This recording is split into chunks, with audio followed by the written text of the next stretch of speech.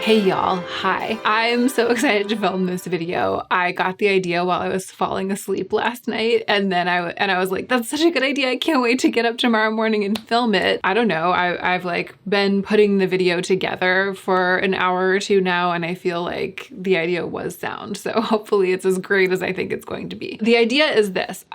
There are some things on Sephora that have been calling to me lately. I have found myself browsing on Sephora more frequently lately than I usually do and putting things into my cart. And the idea that I got was to actually put all of the things into my cart that I felt like putting in my cart today. So I woke up this morning, I did a bunch of other things. And then when it was time to prep for the video, I sat down and I shopped at Sephora. I sort of poked around and I was like, what if I was really gonna do a haul? And get get something from almost every single category of makeup. What are the things that have just been kind of scratching at me to buy?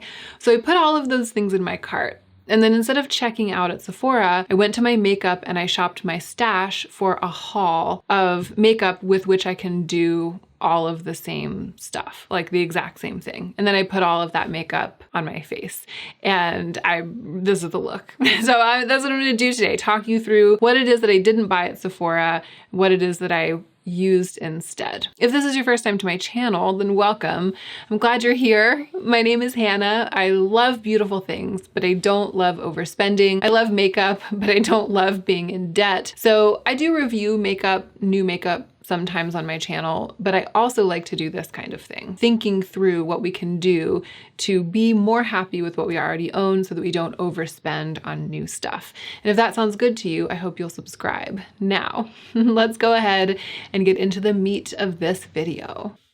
I was already feeling myself in this eye look, which is quite a departure for me, but then I put this on and I'm feeling myself even more. I love mixing red and pink. You know, it's like the thing you're not supposed to do unless it's Valentine's Day, and I really love it.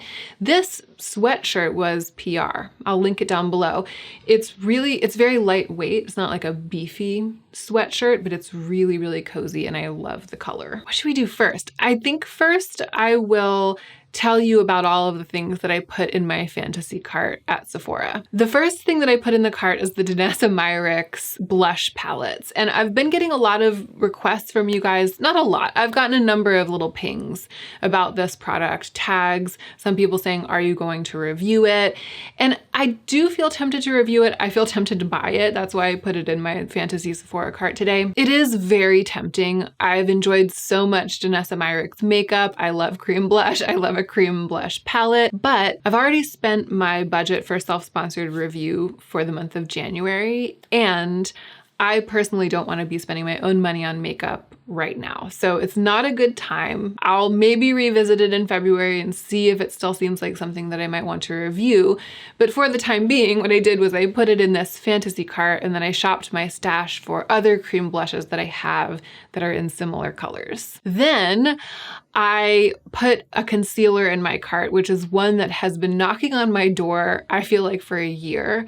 It's the Kosas Revealer Concealer. So many of you have told me that I would love this concealer, and so many of you have told me that the lightest shade is really, really light, maybe even the teeniest bit olive, but at the very least extremely neutral, and it just looks beautiful. The shade looks very promising. The formula looks promising. I've seen so many people using it. It's just one of these things that I kind of feel like it's inevitable, like one day I'm going to try it. But again, I've already spent my budget for self-sponsored review, and I don't want to buy new makeup right now, especially not concealer, because I have beautiful concealers. I have a couple. I don't even just have one. I have a couple that work really well for me. I think that one of the things that's making me really want this one right now is that the Rose Ink concealer, which is the one that I fell in love with towards the end of last year and that I've been using almost exclusively, is really, really thick and really pigmented. And I think that as much as I love the color and as much as I appreciate those qualities, it's like the novelty is starting to wear off and I'm starting to crave something a little bit more lightweight and maybe a little bit creamier and less intense. That's why I am drawn to the Kosas Revealer Concealer. Spoiler spoiler alert, I was able to find something like that already in my collection, but I'll come back to that later in the video. The third thing that I put in my fantasy cart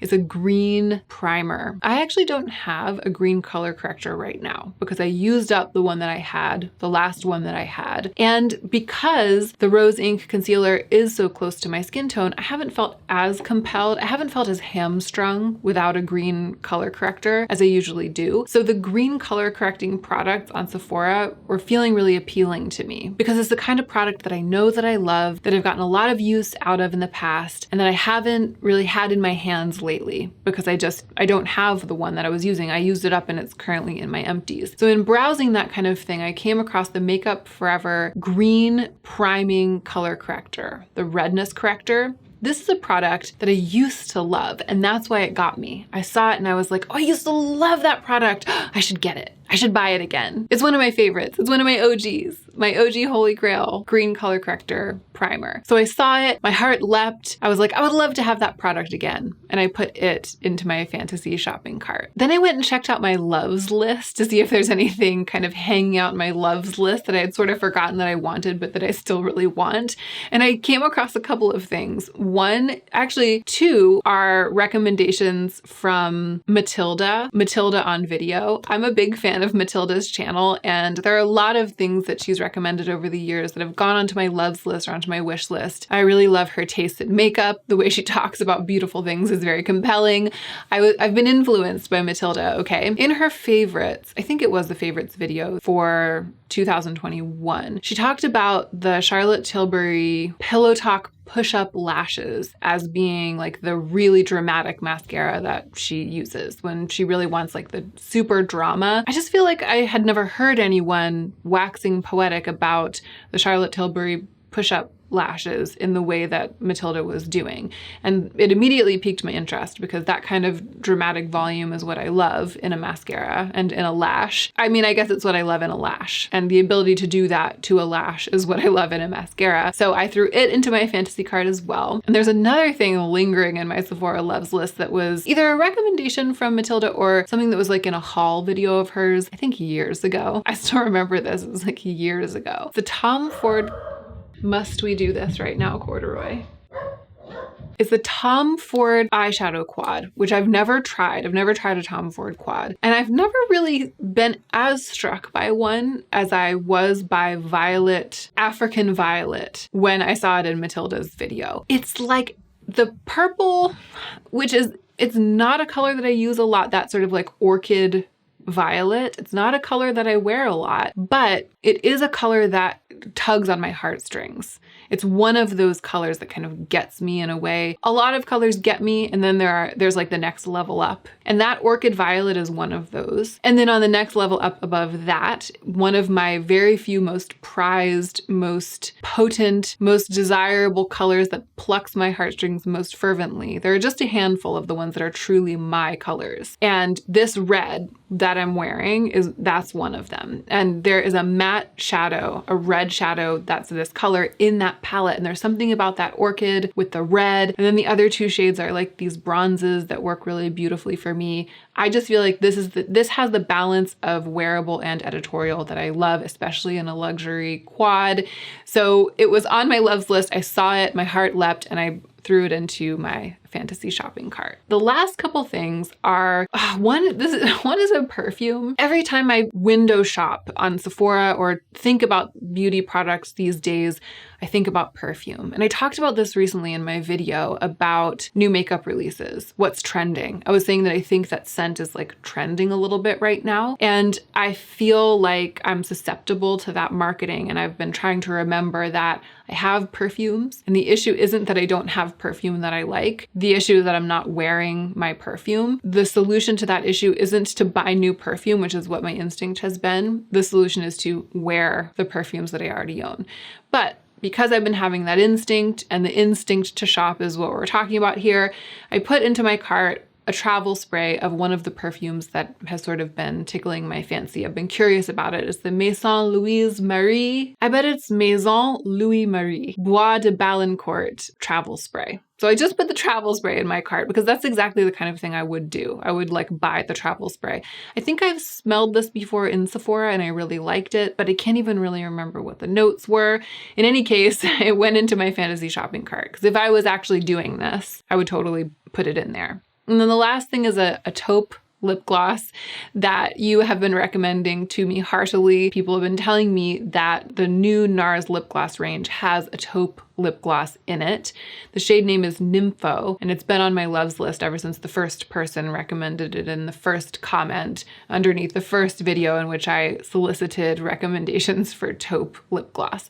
So that went into the cart as well. Those 7 things came to $270, so getting close to $300. Kind of like the high end of what I used to spend at Sephora in one go back before my no-buy year. I would often spend like around $200, maybe $250, but really I could totally see myself, my past self, my pre-no-buy year self, if I hadn't done my no-buy year, if I hadn't been on this journey at all, and I just continued to shop the way that I always shopped. This is exactly the kind of shopping cart that I would be putting together here in January of 2022 and feeling bad about because it's so much money, but then just buying anyway. So I opened up my shopping cart at Sephora. I propped my computer up next to my vanity with the cart open, and I went shopping among my own makeup for vibe dupes. So they're not exact dupes because the reason that I want to try the Kosas Revealer Concealer, for example, is because I'm like curious about the exact color that it is and the exact formula. I'm like, I want the Kosas one. I want to try it.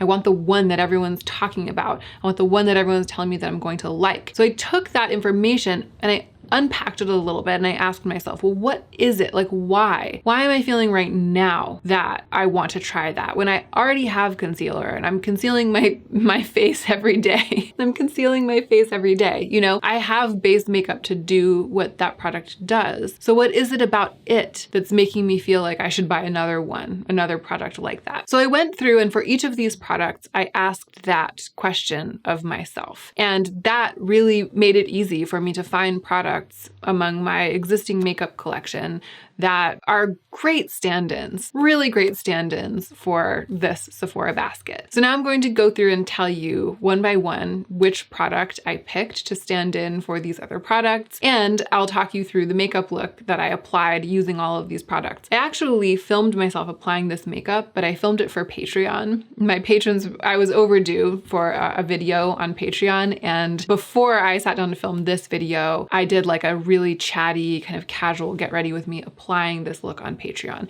And maybe I'll grab some footage from that, some application footage, so you can see me applying each product that I picked from my stash for this look. Let's start with the perfume, because that's like the thing that I put on first. I went over to my perfumes. Most of them I've actually just been keeping on this little glass shelf. I have a couple of little mini, or I don't know, they're like samples really, that are somewhere else because they're not as aesthetic, but I'm displaying some candles and some perfumes here. So I went over there and I picked this bottle of Glossier You, which is a perfume that I really like. And I actually used up a whole bottle of it back in the day. And then I used some of my store credit at Glossier to repurchase it. And then I just never wear it because I haven't been wearing perfume really during the pandemic. I feel like it went one of two ways for people. During the pandemic, people either stopped wearing perfume or they started wearing it more because it's so lovely to smell good and it's comforting. And I did the first thing. I just haven't really been wearing perfume.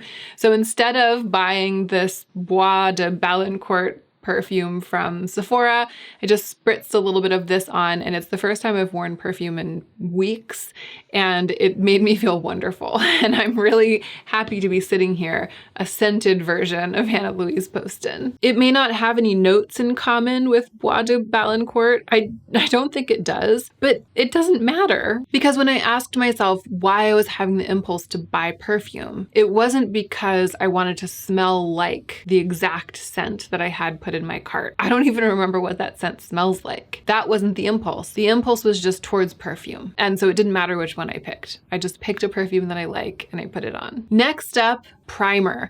So the primer that I put into my cart, the green Makeup Forever Step 1 redness correcting primer. That is one that I've loved for a really long time, but I have a green primer that I've also loved for a really long time. It's this one from Wet n Wild, and I just haven't really been using it. I've been using other illuminating products under my makeup, and I haven't really been feeling a powerful urge to use green products lately. So it's just been going overlooked, even though it's one of the most impressive illuminating base products that I've ever tried. And it's a great, slightly, very, very slightly green tinged illuminating base, which is a really, really exciting thing for me. I love this so much that I wore it under the makeup that I put on to get married. It's like one of the best of its kind of all time. In fact, side by side, if you put them side by side and you were like, pick which one you like better, this one or the Makeup Forever one that I felt so impulsively like I wanted to have and that I put into my cart today, I would pick this one. I actually like this better as a product. I feel like I used up way more than half. Like I feel like there's probably just a quarter of it left. Somewhere in my mind, I had sort of started to write it off. I was like, I'm almost done with that. So it just sort of slipped out of the corner of my brain as being something that is in rotation, even though it's not used up. The fact that it was almost used up made me start thinking ahead of it and like skipping ahead, but there's plenty left. So I swiped it and I used it today. And I've got to say, I kind of forgot how beautiful it looks on the skin, how incredibly smooth, the fact that it doesn't pill at all, ever. It's a great product. And I'm really, really glad that I used it. I bet that I'm going to continue using it now. I bet that it's like it's back on. I bet I'll use it now until I use it up. Now let's talk about concealer. So I feel like this is one of the most interesting ones because as I was saying just a little while ago,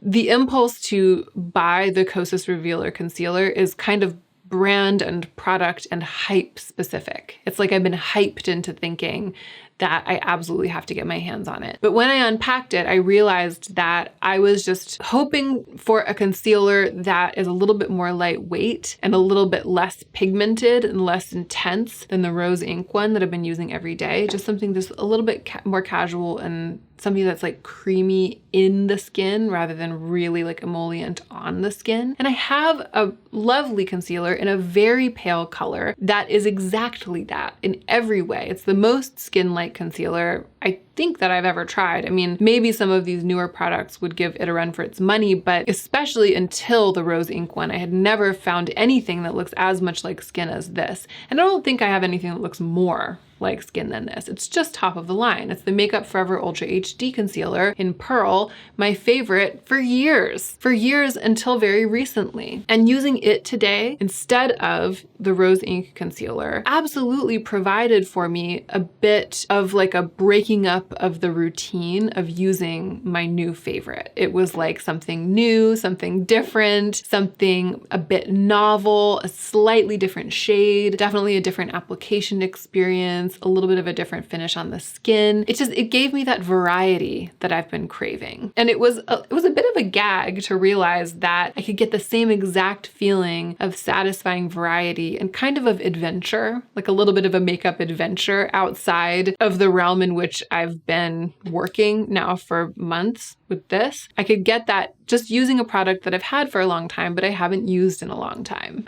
There's something in particular that has tickled me about having my old standard kind of take away some of the desire that I've been feeling to try this concealer that is really hyped up, that's kind of new to the market. It's not brand new, but it's on the new side that everyone's talked about and that I've been wanting for months. Let's talk about the eyeshadow. How many of you have already commented about it? I never wear this color. And this was kind of a double whammy because I had put Tom Ford African Violet in my cart. And you know, part of why I like the idea of owning that is because it's Tom Ford, because it's this little editorial quad, because it's such a rich, exciting color story for Tom Ford, because it kind of rings my bells in all of the specific ways that I've already enumerated. But when I dig into it, I was looking at it and thinking, wouldn't it be fun to put that purple and that red kind of mixed together to make the purple a little bit more of an orchid and a little bit less of a violet? Wouldn't it be fun to put that all over my eyes as like this blown out single color, like monochromatic, surprising editorial eye look? Wouldn't that be fun. Like that's what I was thinking when I put that in the cart. Not only could I have done that with like any number of palettes or eyeshadows that I own, but I was actually able to do it with the little quad that I just built out of single shadows. Like these shadows that I have specifically set aside to use to do this kind of thing. And it made me think that maybe even the reason that I was led to put the Tom Ford quad into my cart was because I had been thinking about that kind of eye look, thinking about an intense version of the rose colors that are trending in eyeshadow right now. Thinking about it that way made me realize that I 1000% already have what I need to create the kind of look that I was inspired to think about creating by the act of putting the Tom Ford quad into my cart. Are you with me? So I took out this little thing and I just used these two square shades in the upper corner. I know that to look at my eyes, you would think that I used this brighter one, but I didn't. I just used this kind of like plummy, shiny, intense red, and I used this more orchidy color. They just buffed out around the edges to be much, much brighter than they look on my fingers in these swatches and than they look in the pan. The other really wild kind of revelatory thing that happened with regards to this in particular is that I had like a hoodie on when I was doing the look, and then I went to put a top on for this video. And I was immediately drawn to this top because it's the exact color of that matte eyeshadow in the Tom Ford quad that I had put into my cart. Feeling like I wanted this quad because it has this color in it, and then feeling so satisfied by putting on a top that is this color, it kind of made me realize that one of the things that I like about this quad is just the idea of owning that color, but not necessarily of using it as an eyeshadow. I'm just like, this quad is for me because it has one of my colors in it. But it's this sort of spiritual identity connection to it that's not necessarily practical.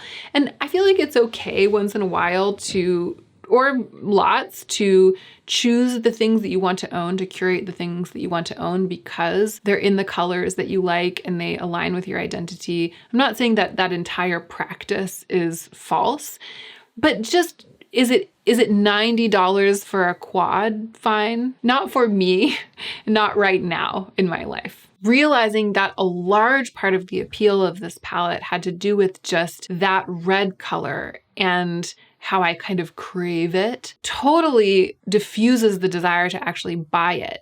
And the thing that made me realize that was that I got as much satisfaction out of putting on an item of clothing in that color as I would have out of using an eyeshadow that is that exact color, which really just undermines the impulse to buy the quad. I hope that this is making sense to you, but I kind of had an aha moment when I was like, wait a second, I just want color. I just want the color. And there are so many different ways to own a color and be surrounded by a color, and it doesn't have to be a $90 Tom Ford quad. I know that the eye look didn't come out all that color. Again, it kind of took its own direction because of what I was using, but it sort of intensifies to something close to that color in the middle.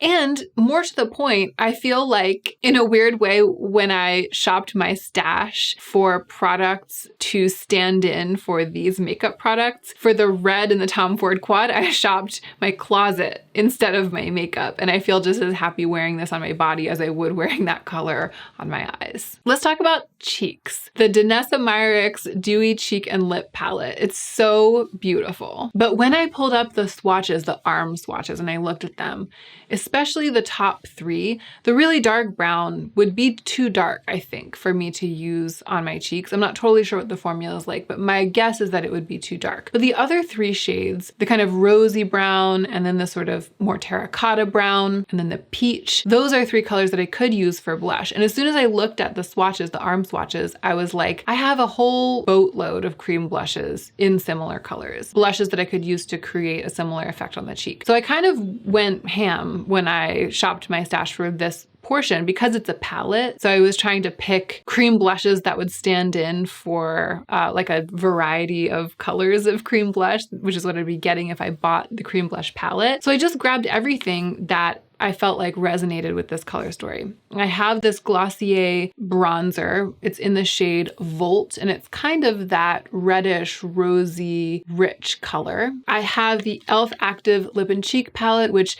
I think that both of these shades, this pink pink isn't really quite the peach that's in this palette, but these two shades they're almost like slightly lighter, slightly milkier versions of the two middle shades in the Danessa Myricks palette. And the slightly milkier versions actually work better for me. And this is structurally very similar to that palette. So I feel like the satisfaction that one gets out of having like a bunch of cream products in pots or in pans, like all lined up in a row, I can get that from this. I also pulled the Armani Melting Color Balm in the shade 21 the shade 20. And then lastly, I'm testing some products from Phytosurgence, and I just feel like this blush, which is called Inferno, it's not quite as deep or quite as brown as the shades from the Danessa Myricks palette, but it's really pigmented, really creamy, really satisfying to dip a brush into. And I think that when I really unpacked what it was that was drawing me to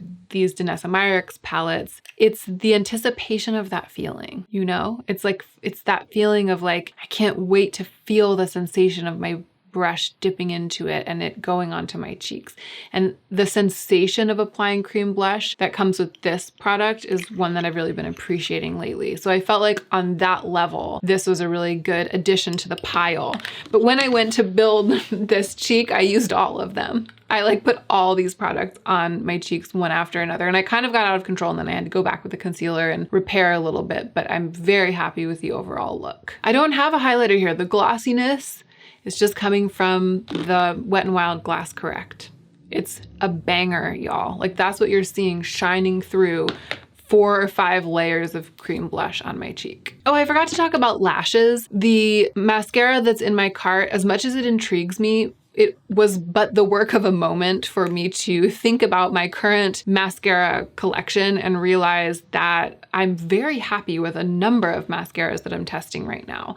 The one that I happened to grab to apply today is the one from Chantecaille. It's supposed to help your lashes grow thicker and longer, which it may be doing, but even just as a mascara, I really like it. It's a nice balance of sort of a natural fanned out even lash and some rich lengthening drama. But any one of the mascaras that I've been testing, the e.l.f. one, the City Lash mascara from City Beauty, and I still have the Gucci mascara hanging around. So yeah, like why would I need to try that Charlotte Tilbury mascara right now? I am probably not even going to be able to get the full use out of the 4 or maybe 5 mascaras that I currently have open before they all start drying out. So I actually don't want a new mascara.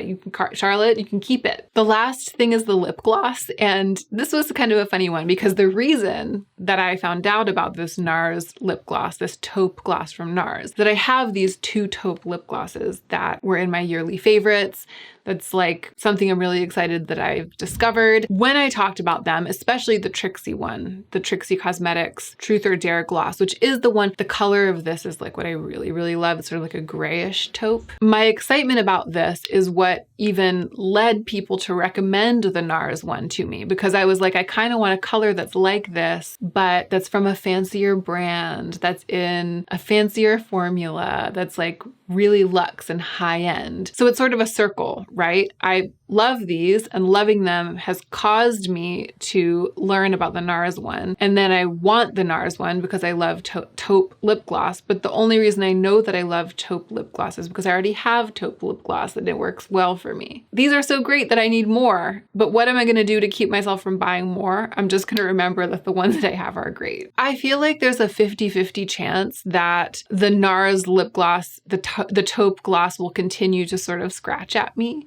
And if it continues to do that for months, if in some months I'm like, I've continued to use these ones, I still feel like the one from Merit is not gray enough for like the true taupe fantasy, and the one from Trixie is just a little bit too goopy and a little bit too candy-like. If I continue to feel disappointed in these for those 2 reasons for months after using them, maybe I'll try the one from NARS. But I know from my own personal experience that it's just as likely that what will happen is that I will start loving them more and I won't feel anymore like I need another one. Or I'll get my kicks, my taupe gloss kicks from these, and I'll get my kicks so much that I will kind of move on from taupe gloss and no longer feel as passionate about it. And then I'll be really glad that I didn't shell out $26 for a third one. What happened today was that when I started putting on this Trixie Cosmetics taupe, I was really excited and I immediately remembered why I love it so much. And I also remembered that I've sort of been exaggerating its goopiness and its sweetness in my mind. That in fact, it's actually a really elegant formula and I really love wearing it. It's not super fancy and luxe like in a NARS-y way, but in its own way, it's quality makeup. And it works really well. And I love the color. I think that talking myself into looking for something slightly more perfect than this had caused me to dismiss it and sort of demote it in my affections. And then using it today instead of buying the one from NARS raised it back up in my affections because it reminded me that it's actually pretty awesome. And I layered the Merit one on top a little bit, which made it even slippier and thinner. It's not a sticky gloss, but putting a tiny bit of this on top makes it even less sticky and makes me enjoy the whole thing all the more. So that was a very satisfactory outcome on the gloss front. And that is it. I feel like it was actually a satisfactory outcome on every front. I did not need to spend $300 to get the look. I did not need to spend $300 to have a really great time applying makeup and to have before me a very gratifying collection of makeup, which is really what the impulse to shop is often about. It's like a kind of curation. It's like the love of curation. You know what I mean? I'm like curating a little cart, putting things together that would go well with each other, that I kind of like for the same reasons, that complement each other. And I had that experience when I was gathering the makeup together and putting it into this box, but I had it for free because it's almost all stuff that I've actually owned already for quite a long time. I hope that this was fun for you to watch. I hope that the idea that I had in the middle of the night last night actually made sense. I'll find out when I'm editing, I think, whether or not it's hanging together. But even if it doesn't really hang together, I hope that you enjoyed watching this video. I really appreciate you for being here. And I especially hope that you're remembering to take extra good care of yourself so that you can be the most effective version of yourself as you do your work in the world.